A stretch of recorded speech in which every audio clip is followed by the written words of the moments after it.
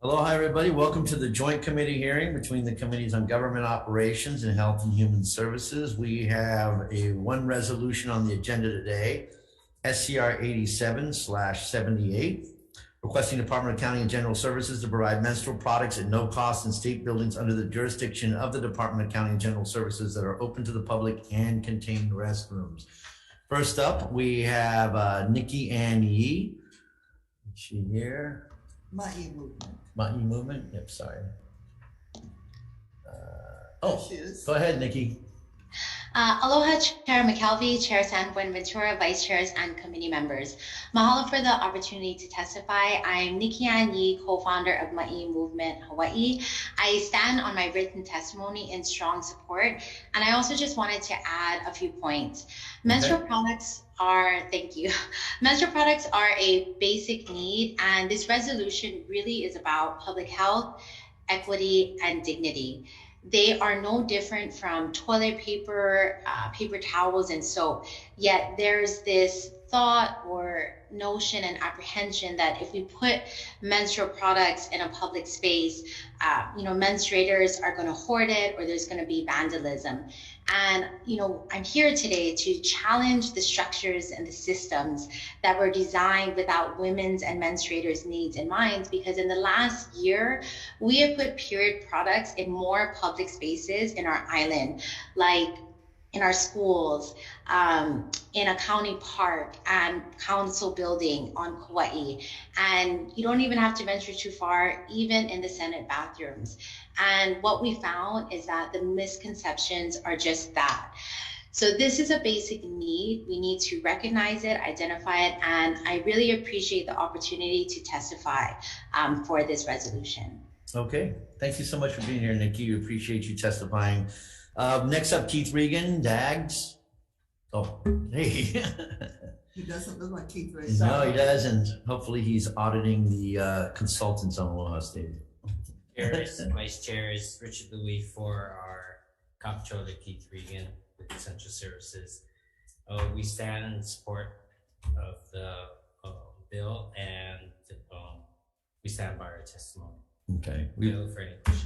We appreciate the fact that you're saying support, although the testimony says comments, but the fact that you're saying support, yeah, thank you so much. I appreciate the change of heart. Next up, Hawaii Women's Coalition. We have written in support, Ryan Kusumoto, President and CEO of Patch, Parents and Children's Together. Also written in support, members of the committee and the public. We have numerous individuals who have submitted written testimony in support. Rather than read them all out, I will just have you look at your copies of your testimony to see their communications that are all in support of the measure. So given that, are there any questions of the parties that are here to testify? Anything? Nope. If not, I believe we can go right into decision making for GVO because we have quorum. Okay. So Committee on Government Operations, since we have quorum, we need a vote sheet. Top job.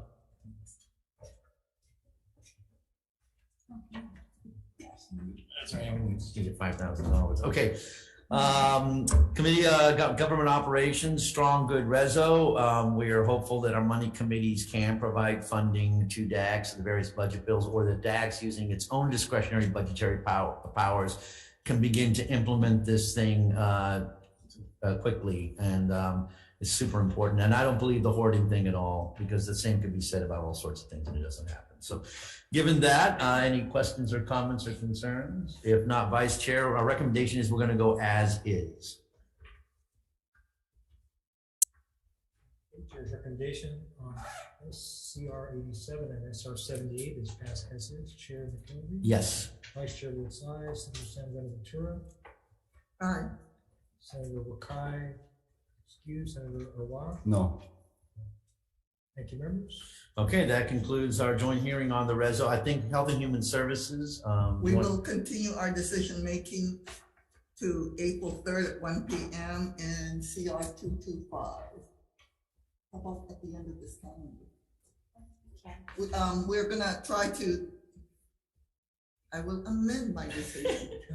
We will continue decision-making to the end of the 1 p.m. calendar for HHS alone.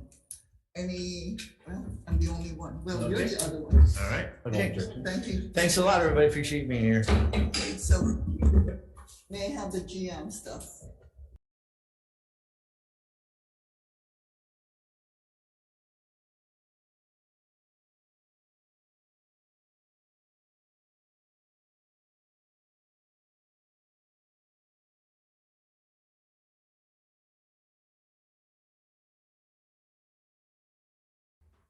Calling the 1:05 p.m. calendar for the Committee on Health and Human Services. First up, we have GM 556 submitting for consideration Francine Johansson for the Health Planning Council. And first up is Francine Johnson here. Is Francine Johnson on Zoom? You know what? I need to do my housekeeping first. Sorry. Let's go back up. This meeting will, present with me is Sandra Owa. The others will be present at the time of decision making. This meeting is being streamed live on YouTube. In the unlikely event that we have to abruptly end this hearing due to technical difficulties, the committee will reconvene to discuss any outstanding business at 1:05 p.m. April 3rd in conference room 225 and via video conference. For those on Zoom, your audio will be muted and video disabled until shortly before it's your turn to testify. Each testifier will have 2 minutes to testify. If there is a technical glitch during your time to testify, we may have to move on to the next person due to time constraints. I will be reading a list of individuals who submitted written testimony for each measure. We apologize if the closed captioning does not accurately transcribe the names. If you're interested in reviewing the written testimony, please go to the legislator's website. You will find a link on the status page for the measure. We appreciate your understanding and remind you that committee does have your testimony that I reviewed, so I encourage you to use your time to either add additional comments or you can stand on your written testimony. There will be an allowance for up to 5 minutes for the Deputy Director GM. Okay, so first up, we have GM 556, Francine Johansson. Is Francine Johansson present? She is. We have for Francine Johansson for the Health Planning Council. Are you on Zoom, Francine Johansson? No? Okay, she is in support according to her questionnaire that she provided. Next, we have State Health Planning and Development Agency in support. Is Shifty here? Okay, saying none. Anybody else wishing to testify on GM 556 for Francine Johansson? Okay, we're moving on. Next up, we have Robert Schroeder for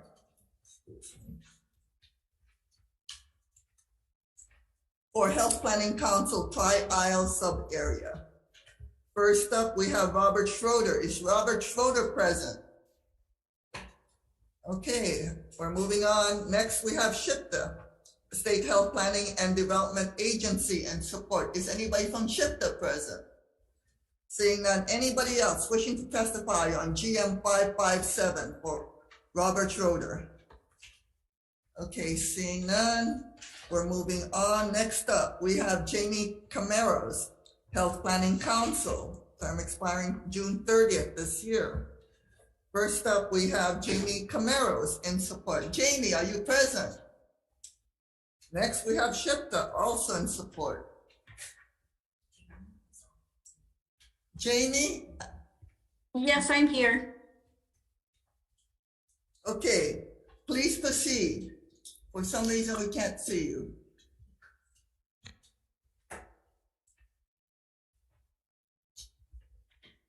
Okay, please proceed.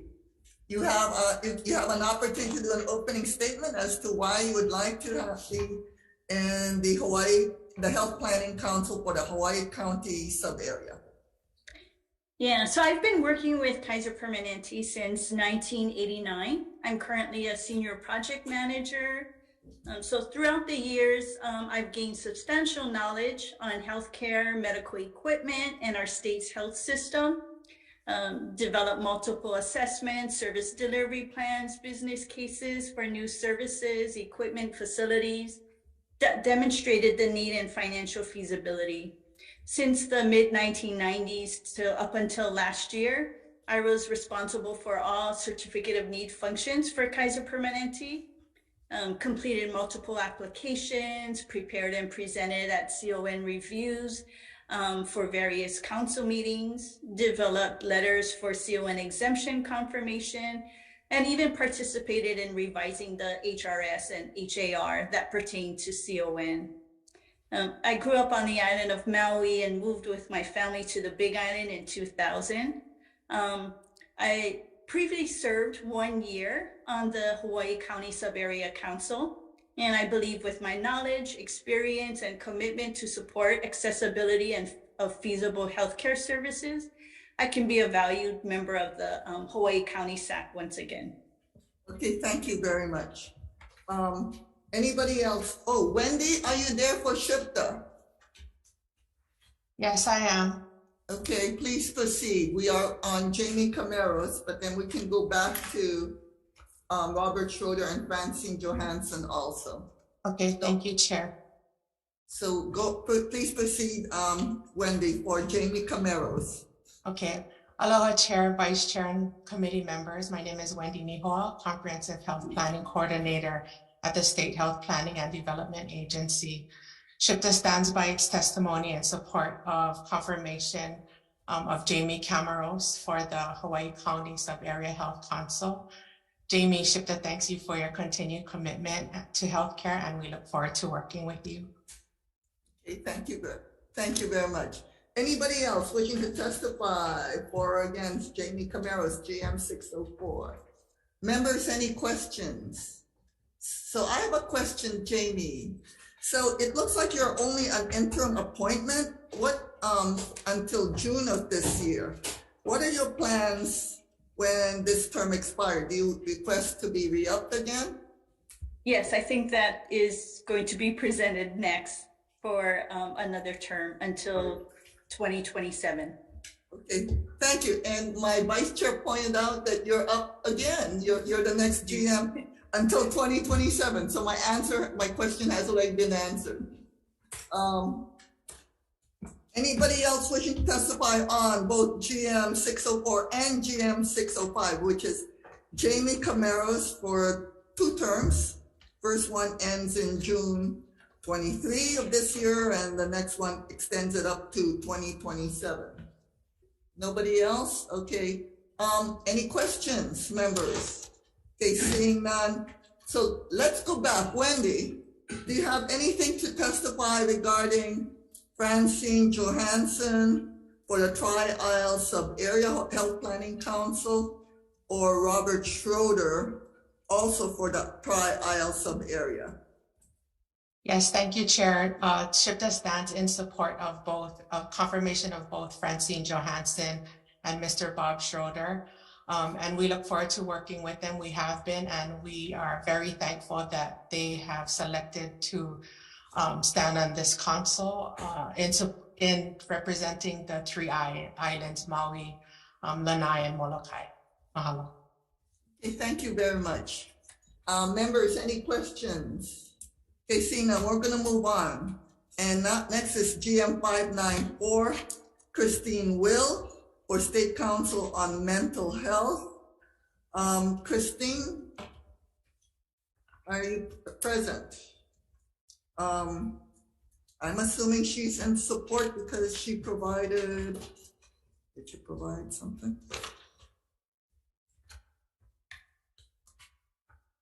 SHPTA, you have provided testimony in support of Christine Will.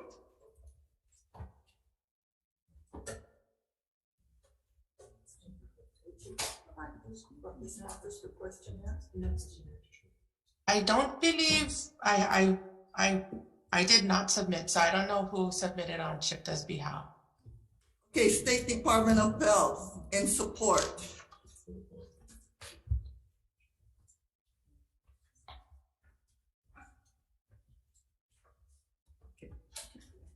Yes, are you here for Department of Health? Yes. Yes. Please provide, Thanks.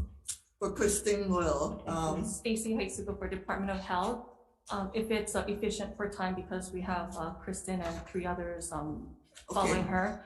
Just some additional comments to our testimony. We stand in support of the nomination confirmation for Kristen Will, Heidi Elavi, John Betlock, and Mary Waterhouse.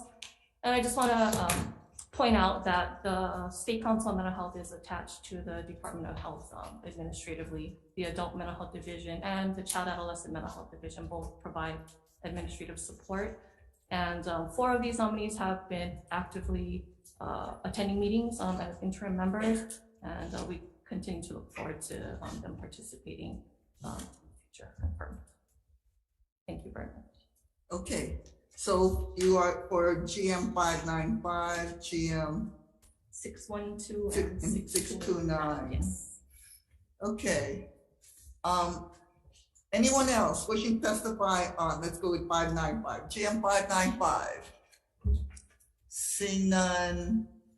Members, any questions? You know, you need to come back here. Sorry. Here's my question. How do you know that Kristen Will wants to serve? Because she did not provide us with answers to the questionnaire, which we provide to everyone. Got it.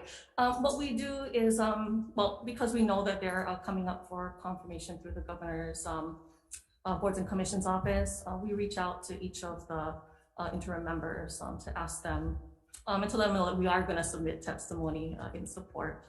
So through our planner, we've made personal contact with them to ask for their input. Okay. Yeah. Does she know about this hearing? I think yes. we informed her. I believe she may have a work conflict. She's the judiciary's administrator for their special court section with mental health court and some of the other special So courts. she's a court, she's, okay. My concern is I am uncomfortable about appointing, advising on consent if she doesn't want to serve, and she hasn't shown us she wants to serve. So everyone else has provided answers to questionnaires, or at least showed up to say that they want to serve. I understand. Okay, Okay. okay, thank you. Sure. Okay, okay, next up is GM 595, Heidi Ilavi. Heidi Ilavi. She provided a questionnaire, answers to questionnaire and support, and as Department of Health, Behavioral Health Administration also in support. Anybody else wishing to testify on GM 595? Members, any questions? Okay, next up we have GM 612, John Betlock. John, are you present on Zoom? Yes, I am. Oh, please proceed. Hi, everyone. Thank you so much for coming today and taking the time out to do these meetings and you know, review everyone. I wanted to share a little bit about me. I'm a foodie and music lover and lover of the arts and culture. I also believe ohana are important. I saw the challenges of my friend and family growing up with people we knew that were having serious mental health issues, and I saw that, you know, with everybody working together, we could make a difference. And so I have a history of, since then, of bringing people together to try to find new solutions to our ever-changing world challenges. And I'm happy to take a moment if you would like to answer any questions you might have. Okay, thank you very much. Members, any questions of John Betlock? Okay, I have a question. So John, have you served previously on the State Council on Mental Health? I actually have not served previously, but I did before I was an intern on there as an intern member. I came for about a year and just sat on the board to really get familiar with the board and see if I'd be a good fit. Okay, so thank you very much for doing that, and thank you so much also for volunteering to serve on this important council. Any other questions, members? Okay, seeing none, we're moving on. Okay, thank you very much. Next we have Mary Waterhouse, GM 629, State Council on Mental Health. First up, HTH, the Behavioral Health Administration and Support. But before that, Mary Waterhouse, aloha, please proceed. We are hearing your GM now. Aloha, thank you. I'm happy to serve on this board. I have had family members that have dealt with mental illness, and because of that, I became involved with Mental Health America of Hawaii, and also, which I did not put in my questionnaire, I've been a volunteer at Waipahu Aloha Clubhouse for over 6 years, and volunteered at Suicide Crisis Center for 10 years in the 90s. And I'll be happy to answer any questions you may have. Okay. Thank you very much. Next we have, well, I think I said Behavioral Health Administration. Did you already provide support testimony from Mary Waterhouse? Okay, thank you. Hawaii Disability Rights Center and Support, Connie Mitchell of IHS and Support, and another individual in support. Anybody else wishing to testify for GM 629? Okay, members, any questions? Okay, seeing none. Okay, we're moving on. Thank you very much. Okay, GM 644, Josh Franklin for the Commission on Fatherhood. First up, we have Josh Franklin. Aloha, Josh. You have an opportunity for 2 minutes to give us an opening statement. Hi, aloha everyone. My name is Josh Franklin. I'm also known as Josh Alameda. I've assisted families throughout the state of Hawaii that have to deal with bullying with their children. I've also assisted families, that have issues with IEP services under the American Disabilities Act of 1990, so Section 504. And I've been active in my community for the last decade. I volunteer and have volunteered over 1,000 hours to Hawaii families. I've been incredibly active with assisting Native Hawaiian families, especially dealing with child welfare and finding different services within our state. My biggest strengths is my background. So my educational background, I received my Palapala Oehana, as you've seen in the questionnaire that I filled out back in 2007. So I have an extensive knowledge in regards to Hawaiian history and culture. My children actually were raised in Makolelo, Hawaii. And so I understand the issues that are facing our community, especially the issues that are facing fathers. I myself have encountered discrimination, buy-in through our child welfare office, and have utilized, my knowledge in regards to the family court system to help countless families, including fathers. And I understand that we have a very unique disposition in our state in reference to fatherhood. And so I would like to participate on the commission. I think what I bring to the table is an academic background. I also bring to the table the background of a civil rights activist who has successfully created change within our disciplinary code of conduct for our Hawaii public school system, as I drafted a lawsuit back in 2015. Keep in mind, I do not have a law degree, but I do have a brain and passion behind civil rights and making sure that people's rights are ensured, especially our Native Hawaiian populace. And so I just thank you for the opportunity to serve on the state on the Commission for Fatherhood. And if given the opportunity, I am sure that I can offer something to this particular commission that has never been offered before. And that's because of my extensive academic background, as well as my personal experience dealing with the community. Okay, thank you very much. Okay, next up, we have Carlos Valdez and support. Carlos, are you present? Okay, we're gonna move on. Nonohe Botello and support. Nonohe, are you present? Oh, I see Carlos Valdez now. Carlos, please proceed. Hi, Are you having difficulty, Carlos? Can you hear me clearly? We do have your written testimony. Try Okay, again. can you hear me clearly? Yes, now we can. How's that? Can you hear me? Yes. Okay, fantastic. I'm sorry about that. Yes, hi, my name is Carlos Valdez. I am a small business owner on the Big Island of Hawaii. I've known Mr. Franklin, almost a decade now. And just, knowing him from what he went through and everything else, and then watched him come along the years and how his passion has grown to where he's at today. It's a huge inspiration to watch someone with such passion grow, but not only grow, but give so much of themselves. And I just, I wanted to definitely try to be here for him because he's been there for me. He's avidly assisted with families going through the CPS process. From my understanding, educating families on the rights process can be highly intimidating and emotionally challenging. As a father that has dealt directly with the harsh effects and challenges, his knowledge and selfless motivation has a significance through the course and navigating through the system that is broken within CPS and CWS.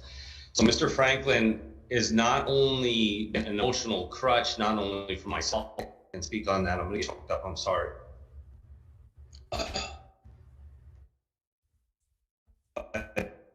I see it for other families, and it takes a special individual to actually attack and address, and to be empowered with not just heart, but knowledge. And Mr. Franklin, in my eyes, in my perspective, as I've seen him go through this, and not only with other families, but also for myself, there's no doubt of his, but what he's trying to accomplish, and his directiveness and his passion for it. So I completely and entirely stand by everything that he's doing. And I told him that all the way to the end, that no matter what happens, I will do everything I possibly can within my power to be a support, just as much as he's been for me and families. Thank you very much, Mr. Valdez. I see Nonohe Botello also in support. Nonohe, please proceed. You need to unmute. Go ahead. Aloha, thank you, committee, for having me. This is a good change of pace because I'm very excited and honored to support the nomination and confirmation of Joshua Franklin to the Commission of Fatherhood. I've known Joshua just a year, and he brings so much energy into what he does and so much passion, and that's what drives him. But I've also noticed that just during our time together that he's very research oriented and data driven, and I appreciate that because he brings a lot of knowledge to our native Hawaiian issues in our community, especially with healthy families and healthy fathers. We have to work on building healthy families in our community and healthy fathers to teach them how to parent. And Joshua brings that to the table. He has his family advocacy set up and ready to go and rocking it. And he's helped so many families. And Joshua also has the unique ability to use two sides of his brain, very logical, but very out of the box thinking. And that's his creativity. And that's what I appreciate about him. Joshua and I have had opportunity to sit with the Commission on Fatherhood on several occasions, and I think he's going to be a great fit. So thank you so much, and for the support and nomination confirmation of Joshua Franklin to the Commission of Fatherhood. Mahalo. Thank you very much. And I see Jeff Esmond. Please proceed in support. Aloha, Chair, Vice Chair, Senators, including Senator Obama, Senator. I am here today as an individual, although I am the current chair of the Hawaii State Commission on Fatherhood. As you know, I'm testifying on behalf of myself in support of Josh. I just met him last year. I was hosting a table for the State Commission on Fatherhood, and he walked by, and he was there no less than 30 minutes, maybe an hour, talking to me or one of my colleagues, and his dedication, his interest, and his passion for causes that are related to fatherhood are clear to me. So I offer my support today. Thank you very much. Okay, thank you very much, Jeff. Okay, next we have Marilyn Yamamoto, Hawaii Coalition for Child Protective Reform and Support, and two other individuals in support. Anybody else wishing to testify on GM 644? Okay, seeing none, we're moving on. Oh, so why don't we recess for decision making on these GMs before we proceed with the last GM? Recess.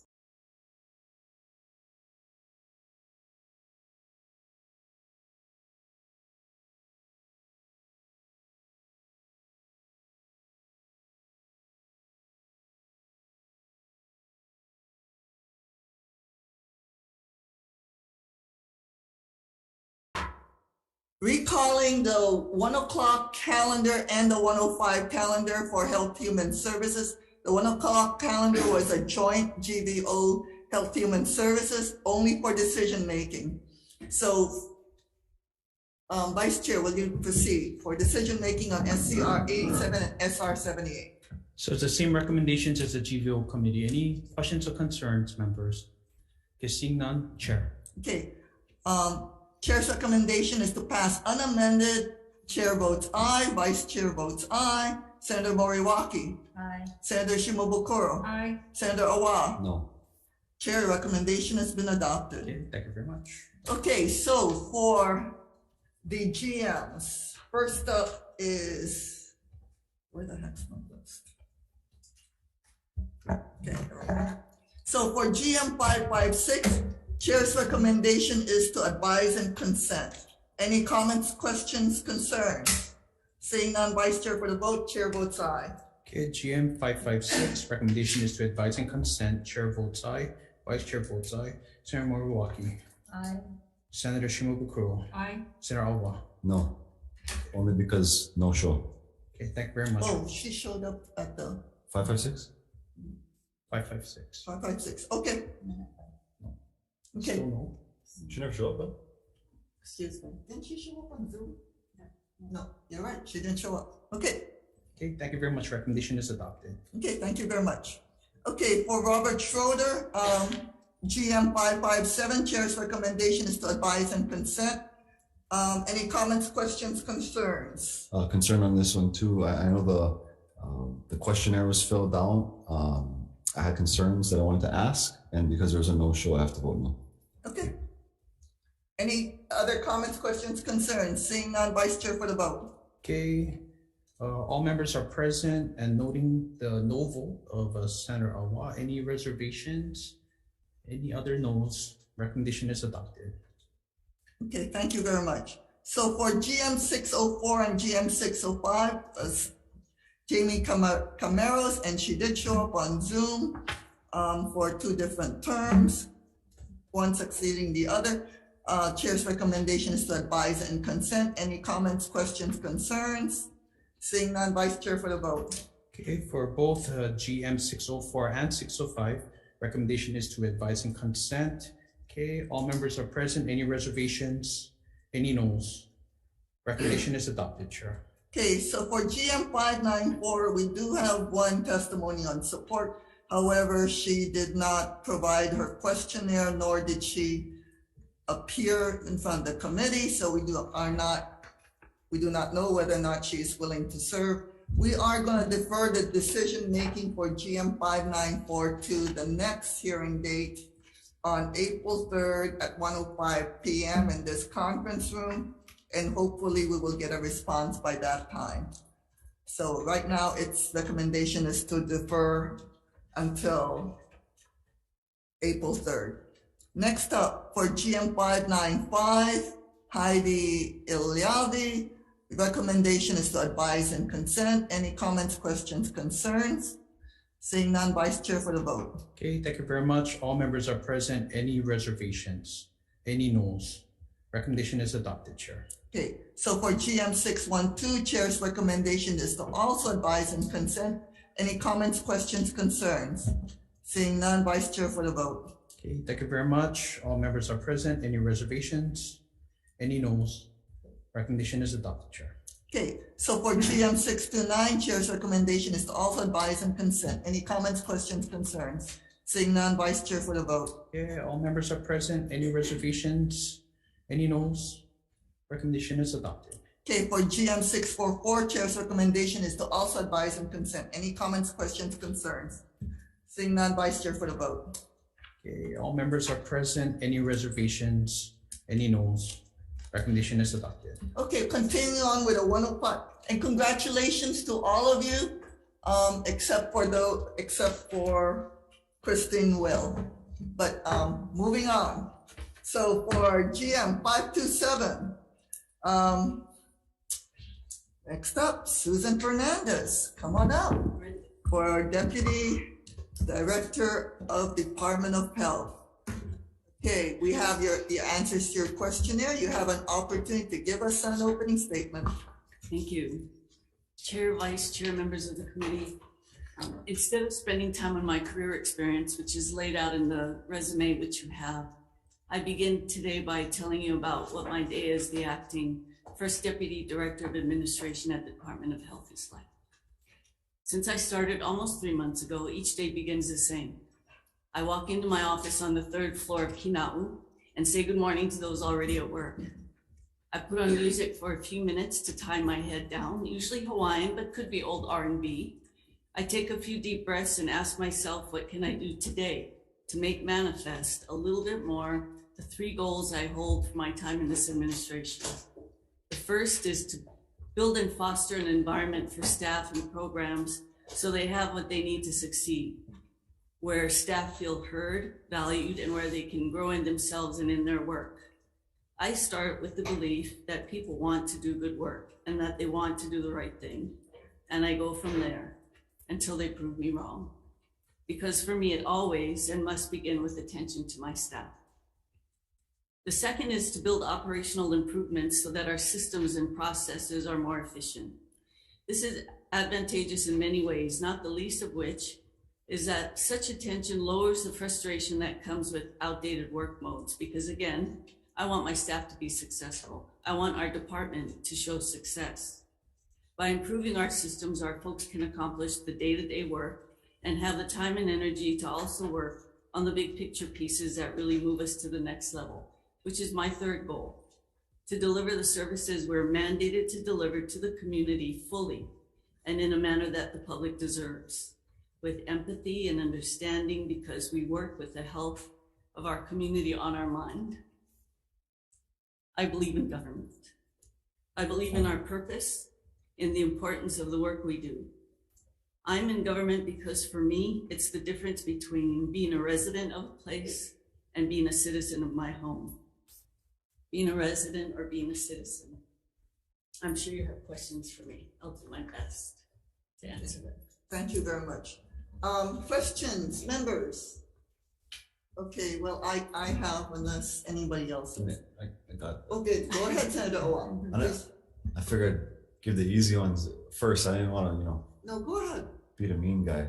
But my concern on number 7, conflicts of interest. While it might not be a conflict, I did see a large campaign contribution to our lieutenant governor. I used to work for Sylvia. I know. I saw it. Yeah. I saw it in the House I Finance. consider her somebody that I was supportive of. I was very supportive of her. And that was at the time when there was some very heavy-handed negative campaigning that had come out that I thought was unfair and unfortunate. And I know there was need to do counter campaign. And I just think that kind of adversarial approach for us is not good in any means, and it has to be a more balanced story. And that's actually why I did that, to specifically counter the very heavy-handedness that was going on. I understand. I understand that. And then, so back, because what I like in one of your answers, you say you're coming in from the outside, fresh perspective. I like that. But if we tie it in, my concern is pay to play. And I understand why you did it. And exactly, the look you're giving me is like— I don't know what I'm getting to pay. What's the pay to play for? For me, it shouldn't cost money to get in these seats. It shouldn't cost money to you know, it shouldn't be buddy You're buddy. absolutely right. Yeah. So that's my concern. So you think that Sylvia gave me this job? No, that's not what I'm saying. I'm saying I'm concerned because it is, you know, she is the LG. Mhm. It's close to the governor, and you show up in front of us. There's nothing against you. It's just the fact of the matter is I do not support people who play the game of money and campaigning and, you know, friends and all this. It should just be based off your skill, based off your community, based off what you're going to do. I do like the fresh perspective and the things that you bring. That was only my concern, is that one thing. Well, I can only say that I think we have to live our beliefs. I think I have to live my belief. And if I see something, I thought it was very upsetting, whether or not it was against the current LG or anyone else. I just happen to know her and have an understanding of where she's coming from. And I thought she was very well suited. And I would have done the same for another candidate that I knew in the same way and felt the same way about her qualifications. I got this job because I was sitting at home and Kenny Fink called me one day, and all of my I was actually moving to Volcano. All my goods were sitting on Hilo Pier. I was sitting in Kaneohe talking story with my dad, and Kenny calls me and says, "Are you like completely against this idea of maybe doing this?" And we talked a couple, 3 times, and that's really the genesis of why I'm sitting in front of you. A week after that phone call, I was moving into a house I just bought in Volcano, completely happy, painting my bathroom. And he convinced me that I would have one more chance to contribute. And I think that's how I look at this, is I had one more chance to make a difference, a meaningful difference. And I think this position is well suited for me. Thanks for that explanation. Okay. Thank you very much. Any other questions, members? Oh, I do. Okay, Senator Moriwaki, go ahead. Thank you for trying to serve us. I'm concerned about the procurement because there's just issues in the department. It's large. It has a number of service providers who have conflicts.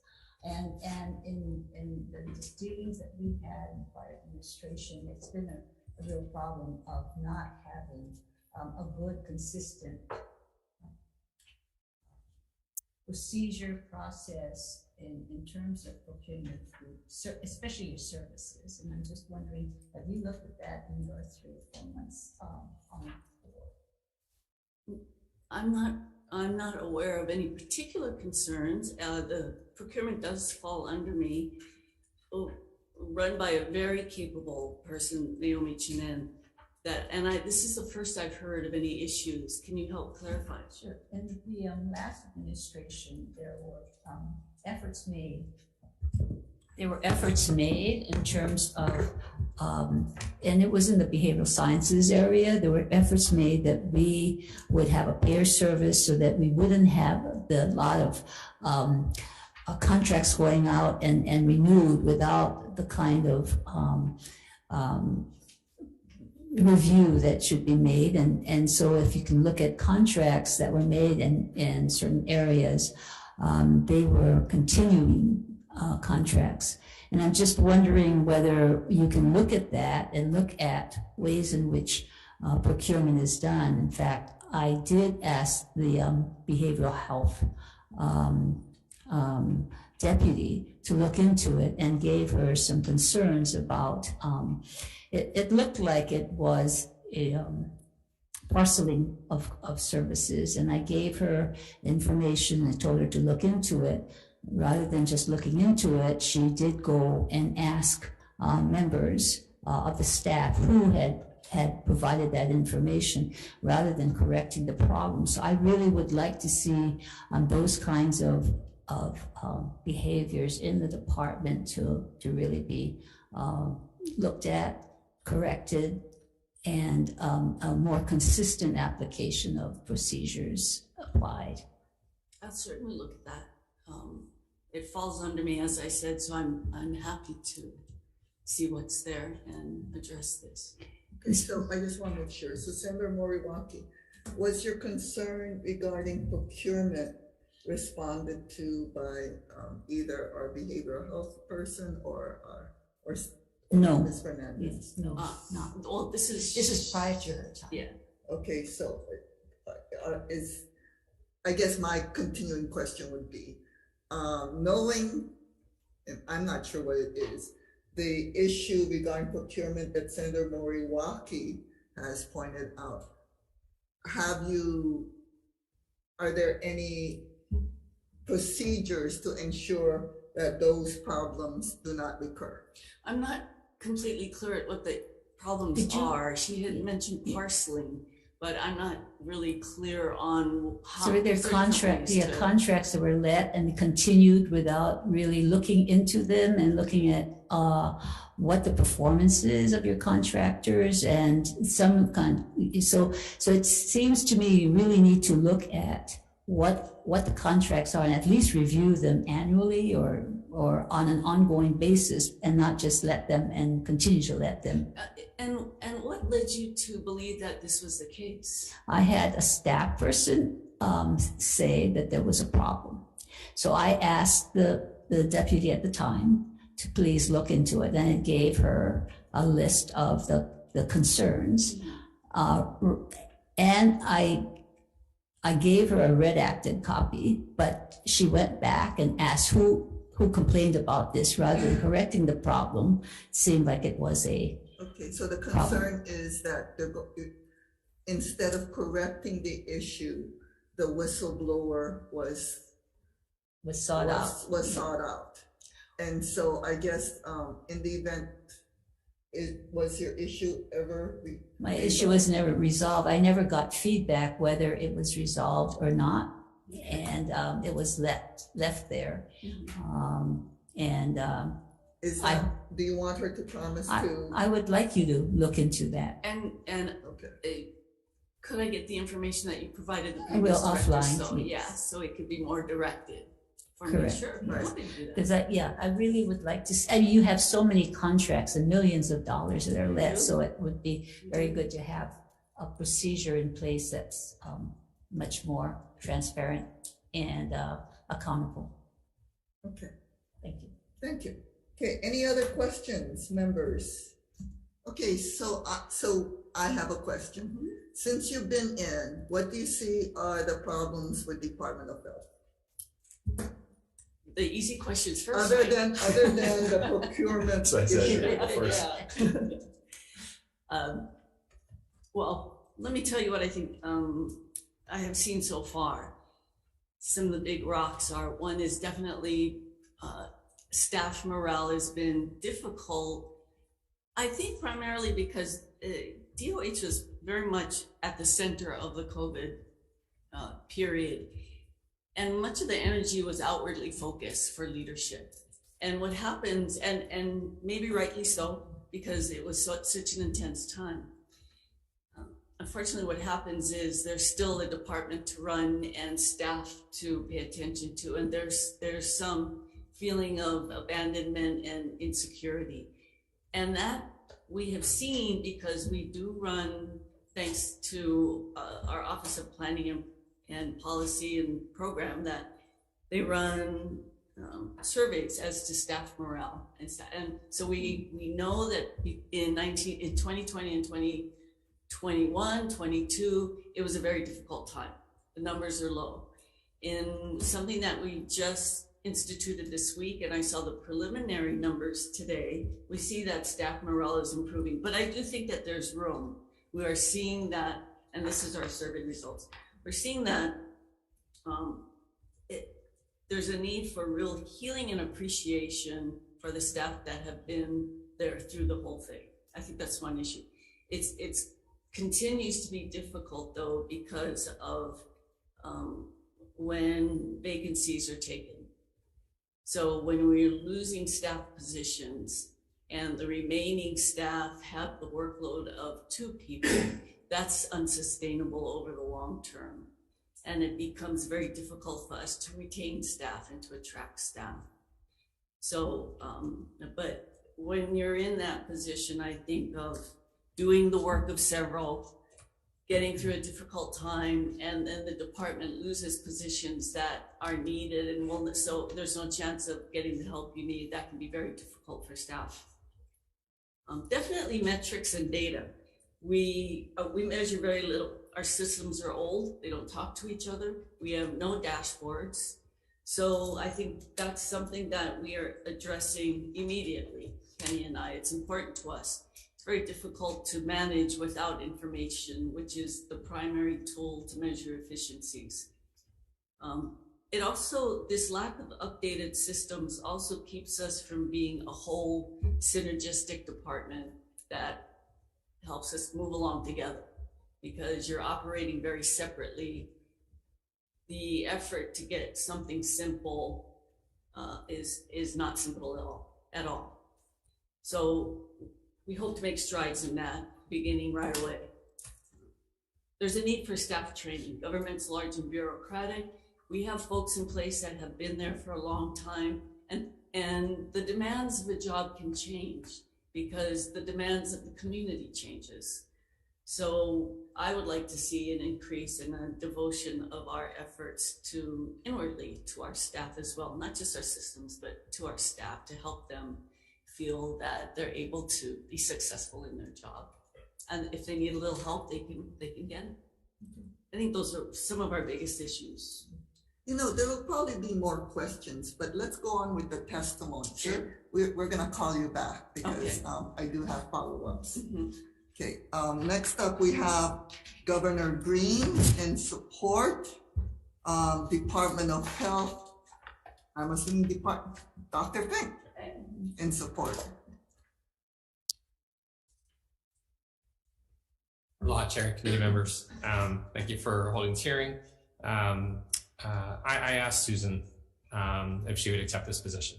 I know Susan from back when I was at BegFest, and she was finance budget chief, and that's how we got to know each other. And then we overlapped a little bit when she was at DHS, and then she also had some time at City and County.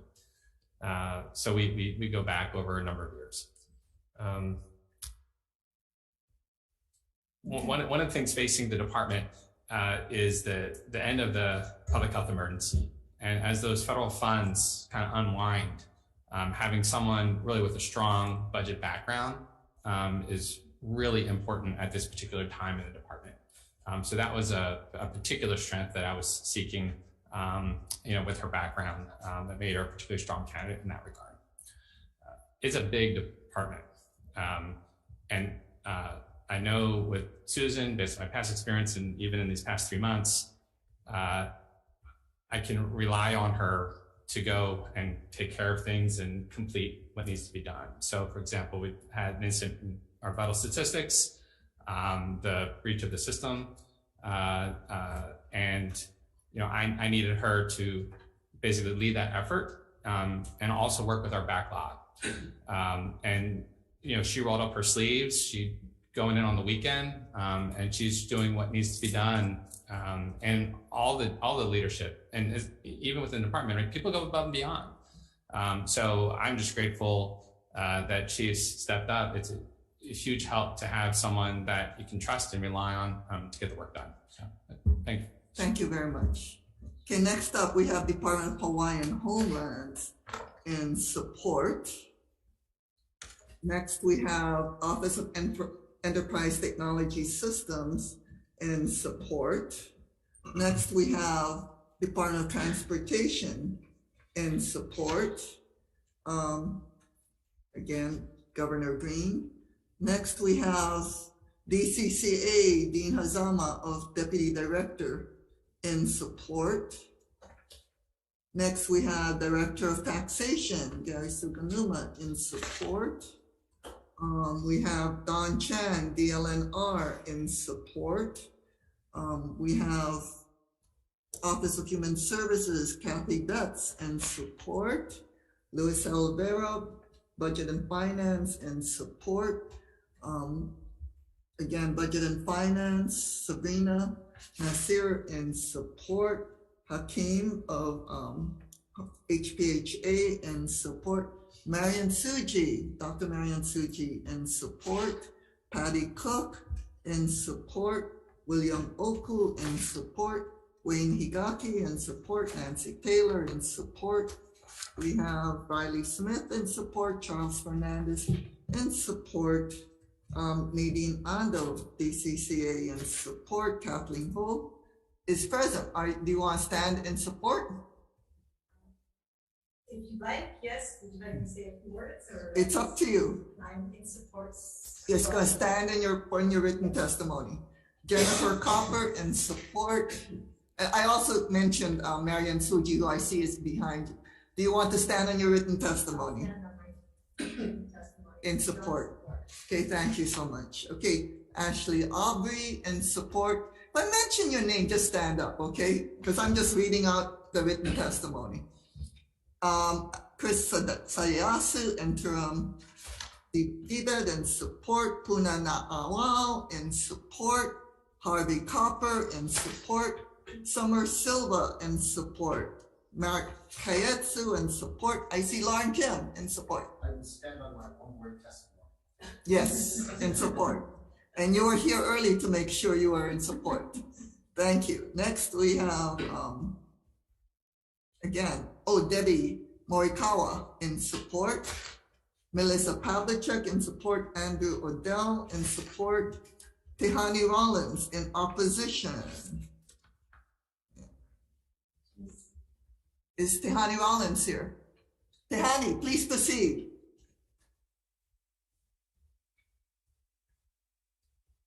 We need you to unmute. Are you unmuted? It looks like you're unmuted. Can you say something? IT, is there a problem with Tehani Rollins' audio? It looks like she's having technical difficulties on her end.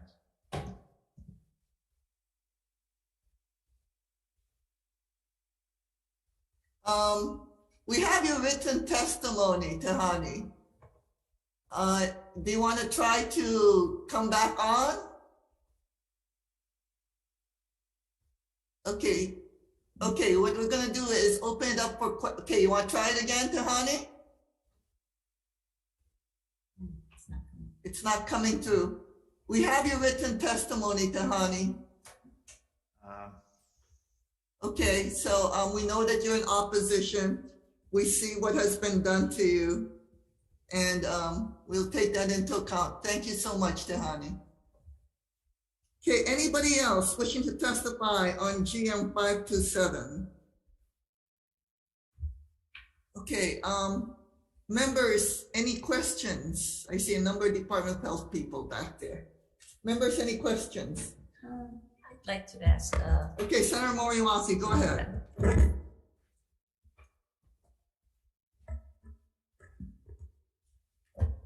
Yes, and hi. I appreciate your focus on metrics and on data.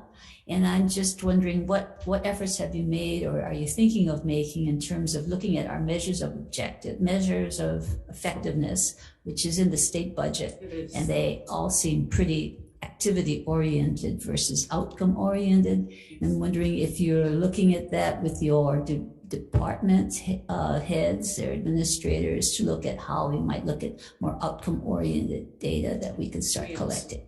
We absolutely are looking at that. I think it's important. We'll continue to keep the activity-oriented things, but I think if you're not measuring outcome, there's no way you can understand the full efforts that are going out. So we're developing dashboards, actually, and we're piloting within my own administration to measure, starting with vital records, which, as I think everyone here understands, is problematic and is probably what you get the most calls on from the Department of Health, is our vital records system, which is, it takes decades to get to this point, and it takes time to get out of it. But you know, we've addressed the backlog. We're current on death certificates. We are addressing the birth certificate backlog. We are about 3 weeks out. But the difficulty in this is that it's hard for us to pull data to see exactly where we are in meeting the demands. So Vitals runs about almost, I'd say 550,000 certificates a year. Some of that is manually done. So not only are we working on a dashboard to measure where we are at a point in time, but we need to know things like aging. How old is this request, which we can't measure efficiently right now without going back and doing it manually. We need to measure output of each worker. And until we need to measure timing, what are we getting in every day, and tracking that, when is it going out? We're not able to do that efficiently, and some of that not at all. So I hope we're instituting this currently. We have the money. We got $1 million in federal funds to update our system. At the end of this update, we'll have dashboards in place, and we're looking at all kinds of improvements that enable us to have real-time responses. So I'm starting in my own administration with that. But I know it is Director Fink's strong wish that across the department, we improve data metrics. We do have a data governance committee that meets regularly that we will become a part of as soon as session is complete, because for me, I can only speak. It's a busy time. So, Are you updating your technology? Is it like, for example, vital statistics? I mean, I get complaints about that. I'm sure. The death certificate. So is that all computerized now, or are you still paper? No, it's not. Death is not even online. You cannot go online to request a death certificate. I know. You can go online to request a copy of your birth certificate and marriage certificate. You can't request a death certificate online, but we are in the process. We work with the vendor that does all of the state online portals, and we are in testing right now to put the death certificate request online. But see, it's that kind of basic stuff that just needs to get kicked out really quickly so that we can continue to He's looking at the priorities. People want the birth certificates more than they want the birth certificate. Well, not for the people, not for new parents. Not for new parents. New parents want a birth These are kids who have certificate. to deal with their estates and, close and their estates. I'm completely sympathetic to that. I think we've all been in the position to need death certificates. So I understand how important it is. And birth certificates too. I mean, you can't establish things for your child until you have those, So I'm gonna jump in right here. One of my requests for Department of Health is to monitor the bills, because one of the bills that went into the Judiciary Committee was to revamp the birth certificates and how you folks handle it. And Department of Health vital statistics did not provide testimony. I was trying to advocate for you folks, but I'm not with Department of Health. So I would ask you folks we will talk offline, but if you folks could monitor the bills that not only refer to Department of Health, but also birth records, death records that you folks need to deal with, especially since you are talking about backlog and you're talking about improving your IT, because if we're gonna change these things, you may need to make appropriation requests to change how you folks handle it. And when these bills come through with no appropriation request, you folks are gonna be backlogged again. Okay, so that's my request. Any other questions? So I have a question. You said, okay, let's go with the last person who testified in opposition. What are you doing basically regarding how, and it also ties in with Senator Moriwaki's concerns that, okay, Tehani, do you want to try again? We were talking about you, but go ahead. Okay, she's off. Okay, but so here's my question. What are you doing, or what are your plans to do regarding how we deal with employee grievances, or basically like the whistleblowers? If somebody has a concern that they feel that the Department of Health is not handling right, what kind of protections do you intend to put into place to protect whistleblowers? or grievances like Tehani's? Do you have like a grievance procedure in place? I believe Tehani is a member of HGEA, and so we are under the obligation to follow that grievance, which we intend. We always intend to follow those. Okay. What about the whistleblowers? Well, the whistleblowers, they're also protected. There are both federal and state protections for whistleblowers. So we fully intend to follow those and do proper due diligence of it. Is there a process internally so that if they complain against a supervisor or above, that there is the director or a line to you, the deputy director, that grievance could be heard? I believe it's the DHERD policy that we follow, which all departments are under obligation to follow. So we don't create anything new because there's no need to. We simply follow the existing DHERD policy. Where's the appeal going from an employee that hasn't been heard, say from a deputy director, go straight to the director? Is there a process, internal process? I believe there has to be an investigation first, and by a neutral party, and then recommendations are made, and the investigation results are made to the appropriate party. And if the complaint is against person A, it has to go to the person's superior. Yes. Okay, yes. Because that's your number one question, your number one response when I ask you the problem. Yes, it is to take care of staff. Right. Yeah. Okay. It is. Okay, and part of that is the grievance procedures. Is that going to be, I guess, publicized to the staff? Well, it's made available to staff, and we can certainly make it posted, but it's not hidden from the staff. So I'm not entirely sure. There's two levels. One is an informal one that you take your staff so someone can be heard. There's the other, if they're not heard, then they go to the union and you have a whole formal process of a grievance. So what I'm asking is, do you have an informal process so that someone can actually be heard, the director or someone with your HR that would be a neutral to help these people who feel they haven't been heard before it goes to a formal grievance? Because any employee can go to the union and grieve.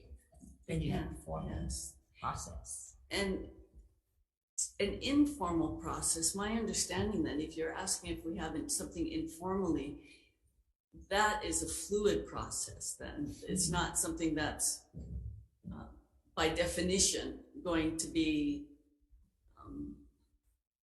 set in a policy, right? A formal policy. So and I think that's a problem. The problem with that, it's collective bargaining issue, probably. They're trying to resolve it informally, but if not, it goes to a grievance level where it is collective bargaining.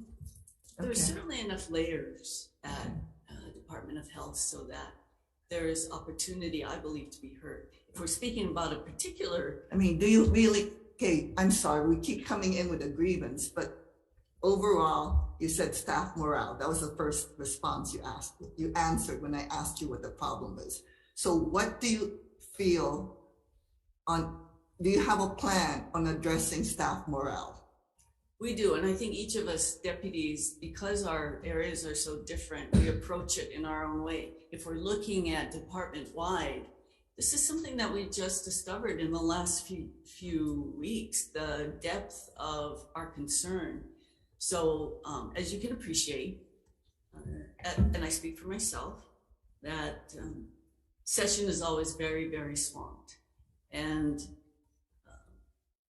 my intent is to begin to light this fire under our work around morale. And that's why we want to get it into some definitive data points and why our Office of Policy has floated this survey, which just went out this week, that measures morale.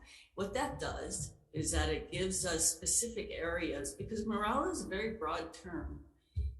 You can be unhappy because you feel your pay is too low. You can be unhappy if you feel that your supervisor and you have a bad relationship. You can be unhappy because you have personal issues that are bleeding over. So until we can identify specifically, we're going to see what the data brings in. Then absolutely, I fully support and we have ideas that we have generated to address morale.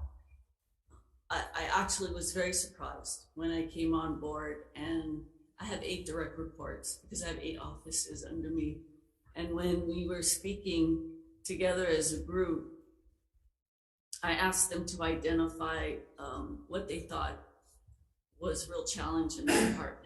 And it was a brainstorming session. We took notes, and I was very surprised that morale came up as strongly as it did. I didn't see that coming. So.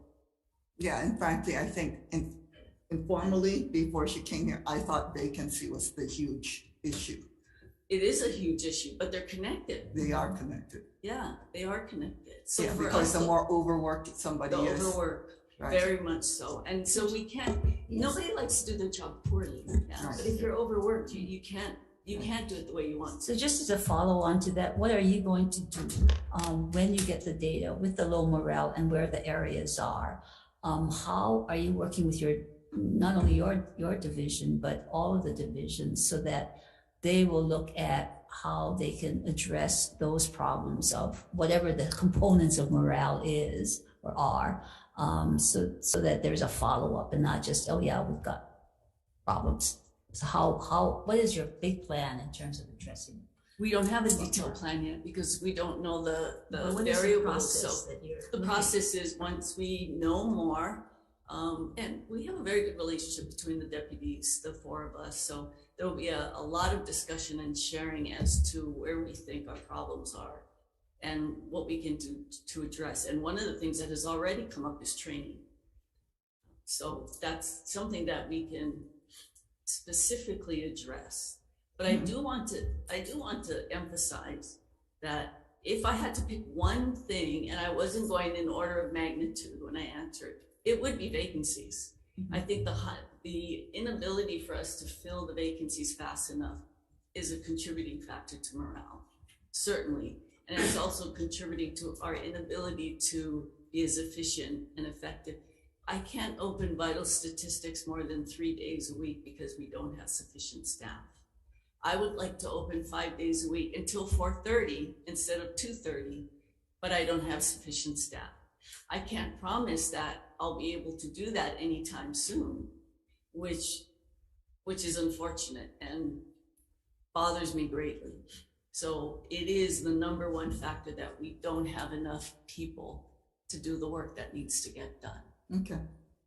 Okay, and frankly, after this recess, I'm going to ask you for a date and time where the committee can go view vital statistics. Oh, because I've heard things about the place. I think that's a great idea. We welcome that very much. Yeah. Thank you. Yeah. Okay. Any other questions? Okay, seeing none, let's go recess for decision making.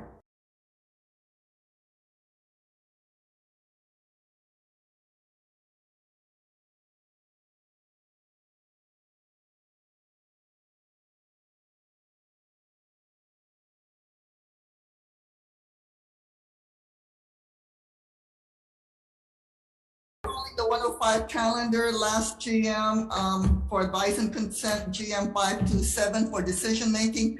Chair's recommendation is to advise and consent. Chair believes that somebody off of Department of Health could bring fresh air into the department, can see the problems within the department, and hopefully be able to weather us through the post-pandemic era that Department of Health had undergone. Any comments, questions, concerns? Okay, seeing none, Vice Chair for the vote, Chair votes aye. Okay, GM 527, the recommendation is to advise and consent. Chair votes aye. Vice Chair votes aye. Senator Moriwaki. Aye. Senator Shimabukuro. Aye. Senator Alba. Aye. Recommendation is adopted, Chair. We are adjourned. Congratulations.